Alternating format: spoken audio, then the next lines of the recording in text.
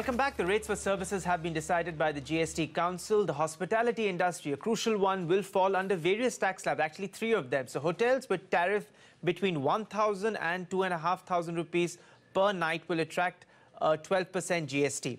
For hotels with tariff between 2,500 and 5,000, there the GST rate will be 18%, and beyond 5,000, which is considered to be luxury, will come in at 28%. For more on that, we are now joined by Ritesh Agarwal, founder of Oyo. Ritesh, thanks very much for joining in on the show.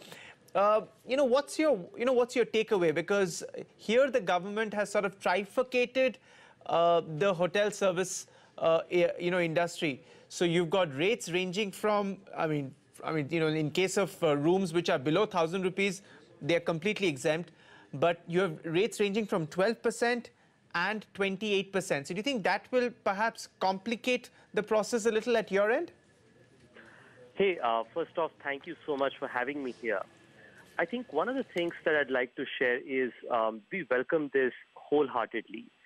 Now, if you know the hospitality industry, actually it was significantly more complicated than what it looks like at this point of time. There was a 2012 notification according to which any room tariff below 1,000 was already exempt. So going by the principle of trying to not change rates a lot, I think that the government has tried to keep that similar. On top of it, luxury taxes are actually a huge challenge, especially because each state had a different percentage. So I feel that it is definitively a significant step up from the past. And in fact, I feel that because of this cleanliness, where you have a single tax rate, not multiple tax rate for each category, the prices will actually come down.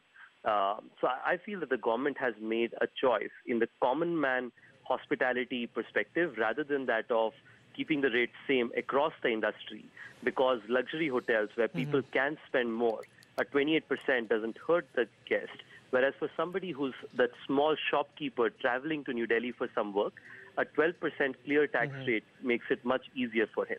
So we feel this will essentially create a huge travel boom in the country over the next few years. No, absolutely, point taken. But just give us a sense of what the consumer impact could possibly be. Let's just say, if we were to take one tax slab, then GST slab. So for rooms with tariffs anywhere between 2,500 and 5,000 rupees, where the GST rate will now be applicable, would be 18%. How much was it earlier?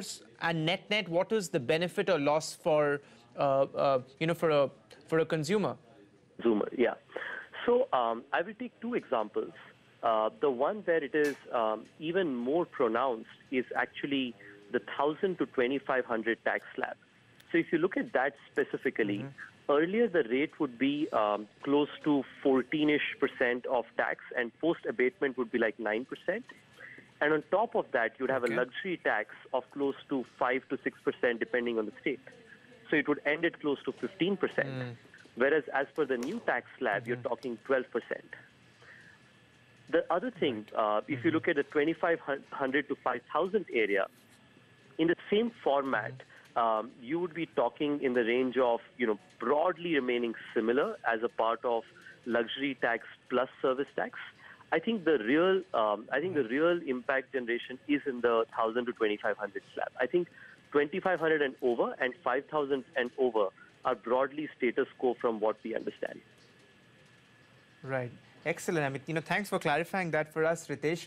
Also, give us a sense. Oyo, of course, as an entity, you have various kinds of rooms. What is really the breakup if we were to go by the GST rate structure that has been announced?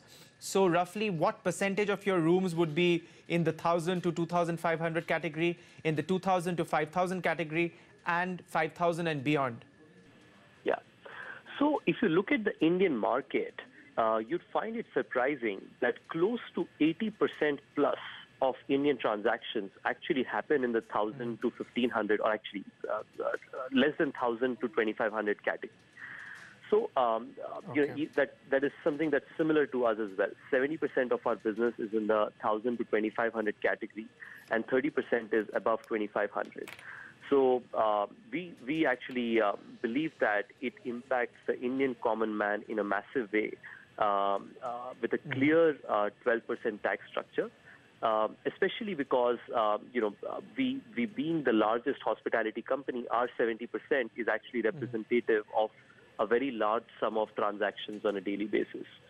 So it will definitively not only help the customer, it will actually also have entrepreneurial impact where a lot of, middle class people might think of starting hotels because suddenly the hotel business will become attractive by 3 percentage points. Right. Ritesh, many thanks for giving us that very informed perspective on India Business Hour Plus and taking us through. So it's 1,000 to 2,500 category that, according to Ritesh, stands to benefit the most, and that alone constitutes 80% or thereabouts of the total hotel industry.